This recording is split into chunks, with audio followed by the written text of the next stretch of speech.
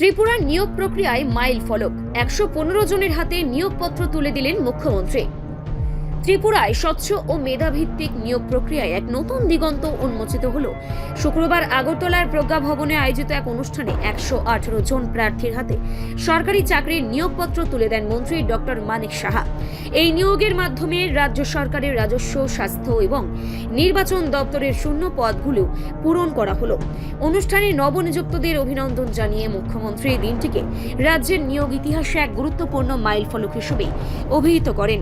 তিনি বলেন, এই নিয়োগ ড্রাইভ যোগ্য চাকরি প্রার্থীদের স্বপ্ন পূরণের পাশাপাশি সরকারি পরিষেবাকেও আরও শক্তিশালী করার প্রতি আমাদের দায়বদ্ধতারই প্রতিফলন। মুখ্যমন্ত্রী আরও জোর দিয়ে বলেন যে সম্পূর্ণ প্রক্রিয়াটি অত্যন্ত স্বচ্ছতা ও নিরপেক্ষতার সঙ্গে সম্পন্ন হয়েছে। সংশ্লিষ্ট দপ্তরের বরিষ্ঠ আধিকারিকদের উপস্থিতিতে এই অনুষ্ঠানটি সম্পন্ন হয়।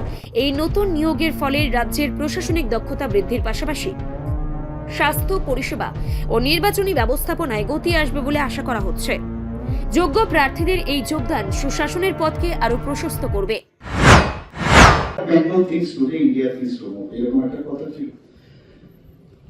এই ভারতবর্ষের জন্য পশ্চিমবাংলা একটা রাষ্ট্রবাদী চিন্তাধারার যে একটা সরকার সেখানে গঠিত হয়েছে, হতে যাচ্ছে। তাতে করে সমস্ত সম্প্রদায় যে সবকা সাথ সবকা বিকাশ, বিশ্বাস আর প্রয়াস, এই কথাটা যে বলছে সেখানে কিন্তু শুরু হতে যাচ্ছে।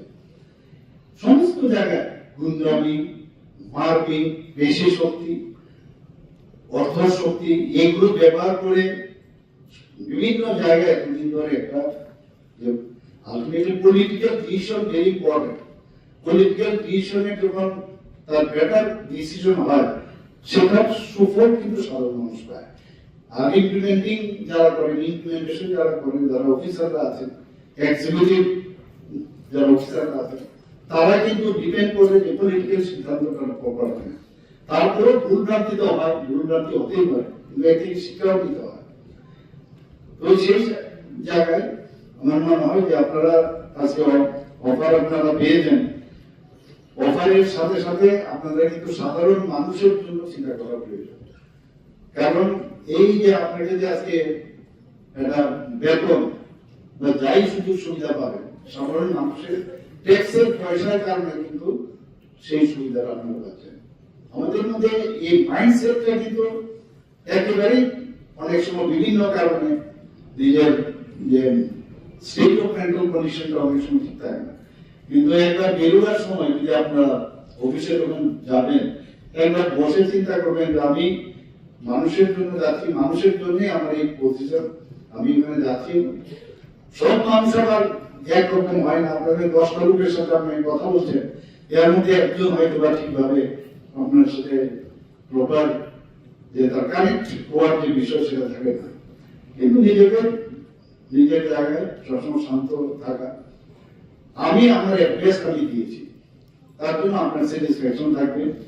আজকে আমরা এখানে দেখুন, আপনারা ট্যাব বলুন, আমরা জেআরবিটি বলুন, টিপিএসসি বলুন, বা অন্যান্য যে টিআরবিটি বলুন, সব জায়গার মধ্যে আমরা কিন্তু কোনো জায়গায় আপনার চেষ্টা করলে পাবেন না যে ওখানে গিয়ে আমি হাত বাড়াবো, এই সুযোগ নেই। তো এই জায়গার মধ্যে বিভিন্ন দপ্তরে আমরা নিয়োগ করেছি এবং এখন পর্যন্ত আমি প্রায় আমার কাছে যে ডাটা আছে, আমাদের ত্রিপুরা সরকারের, আমাদের সরকার আসার পর এই যে আজকে 115 জন কোথা দেওয়া হলো, তার আগে আমরা প্রায় এখানে এখন পর্যন্ত 20,845 জনকে আমরা নিয়মিত চাকরি আমরা কিন্তু দিয়েছি। আর আজকে 115 জন হল। এবং দেখুন, সব চাকরি দিয়ে সবাইকে কিন্তু চাকরি করলে তো চাকরি সব জায়গায় কিন্তু মানে সিরিজটাই করা যাবে। চাকরি বাদেও যেটা আমাদের কেন্দ্রীয় সরকার মাননীয় প্রধানমন্ত্রীর নেতৃত্বে চলছে, বারবার বলছে চাকরি দিয়ে সিরিজ ট্রাই করতে পারবেন, সবাই কর্মসংস্থানের সুযোগ করতে হবে। সেই কর্মসংস্থানের এই যে চাকরি দিলাম, তার পাশাপাশি যাতে আউটসোর্সিং, কন্ট্রাকচুয়াল সেগুলো যাতে দেওয়া যায়, তার জন্য এখন অব্দি আমার ফিনান্স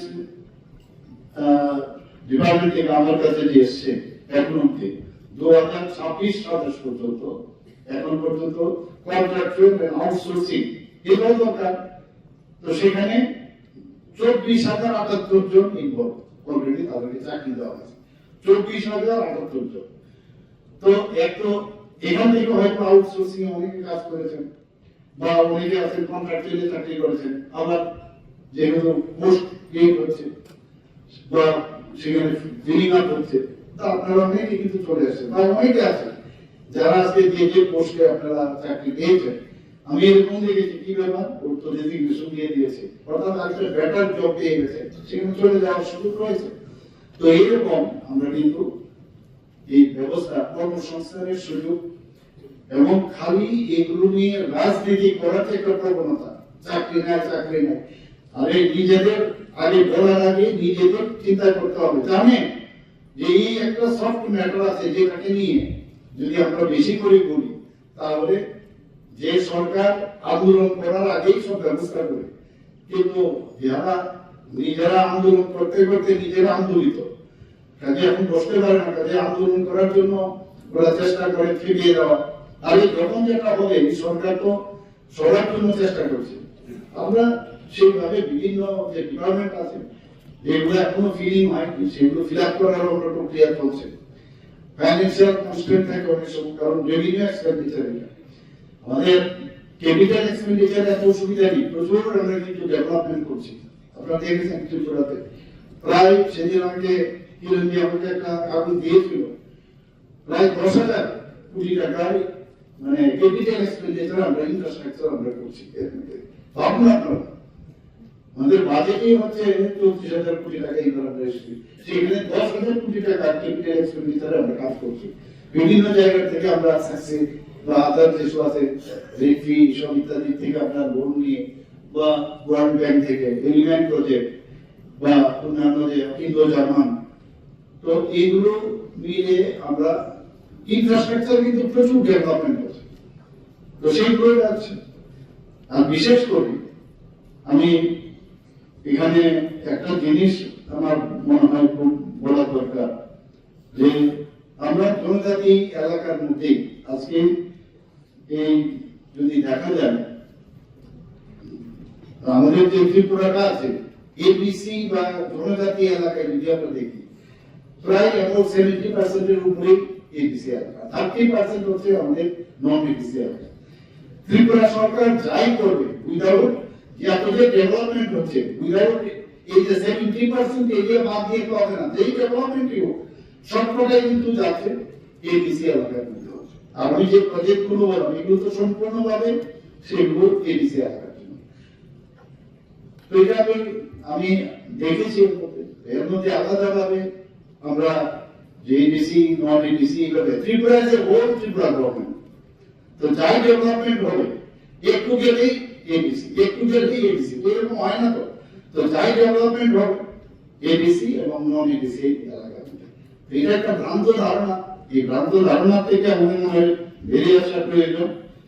এবং আজকে যেসব টেকনোলজি আছে সেই টেকনোলজির উপর আমি বারবার বলবো, যার কাছে যত বেশি টেকনোলজি এবং টেকনিক্যাল নো হাউ থাকবে, আমার নিজের কাছে এত বেশি জানা নেই, এখন সময়ও নেই শেখার জন্য, যার কাছে যত বেশি টেকনোলজিক্যালি নো হাউ থাকবে, যত বেশি জ্ঞানে তার উৎকর্ষতা বাড়বে, তত বেশি কিন্তু আপনার মানুষও আপনার কাছে যাবে। ইভেন অফিসে যদি আপনি বসেন, যখন দেখবেন যে না ওর কাছে যদি যায় ও জিনিসটা বুঝবে, অর্থাৎ এটাও কিন্তু আপনার অফিসের মধ্যে আপনি নিজেকে প্রতিষ্ঠিত করতে হবে।